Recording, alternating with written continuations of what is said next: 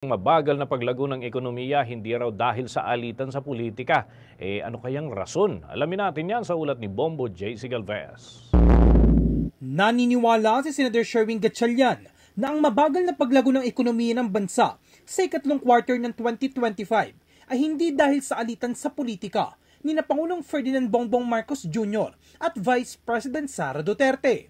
Sa pagsisimula ng plenary debates para sa 2026 national budget, tinanong ni Senadora Risa Hontiveros kung ang hidwaan sa politika ng dating UNITEAM ay may kinalaman sa pagbagal ng gross domestic product ng bansa sa 4% ngayong third quarter ng taon.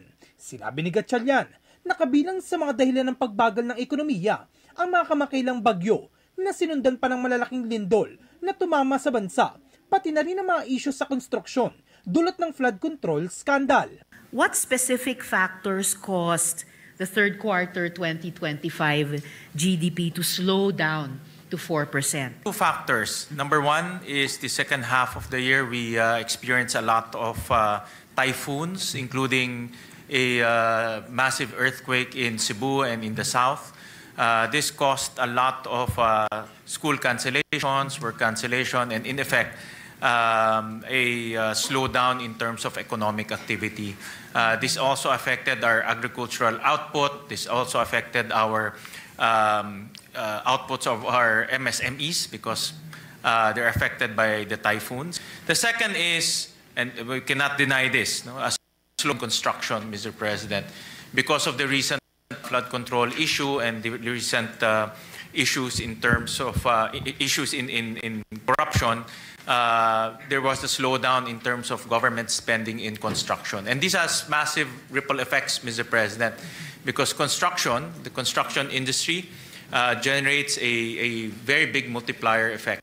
Ayon sa kanya, mahirap masukat kung may epekto ang hidwaan ni Marcos at Duterte sa ekonomiya.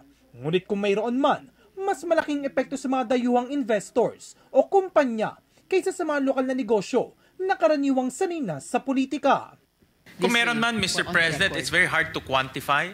It's very difficult to quantify the effects. But kung meron man, I think probably a lot, especially the local businessmen, Mr. President, marami sa mga lokal na negosyante natin parang sanay na sila sa politics.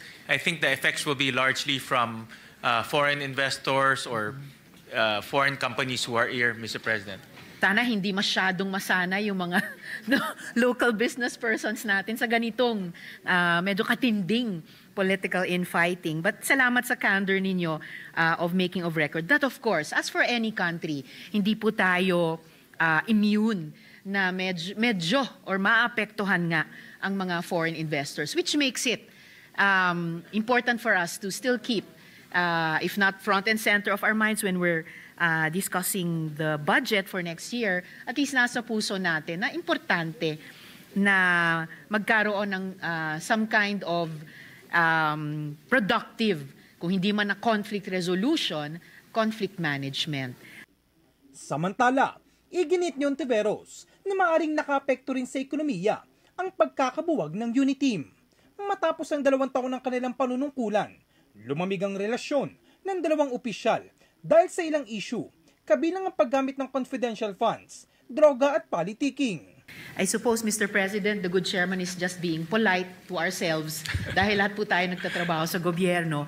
Pero siyempre, kung ang isang bagay ay nagsimula sa pagkakaisa, kapag nag-break up yung UNITEAM, imposible naman na yung mga presumptions of political stability na mag-undergird sa further economic development or even specifically GDP growth ay walang epekto talaga. Para sa Bombo Network News, ako si Bombo J. Galvez, and this is Bombo Radio Philippines, the #1 and most trusted source of news and information. Basta Radio, Bombo! For the most trusted source of news and information, visit our website at www.bomboradio.com. Follow us on Bombo Radio mobile app, Facebook, YouTube, TikTok, and X, formerly Twitter. Like, share, and stay connected. Anytime, anywhere.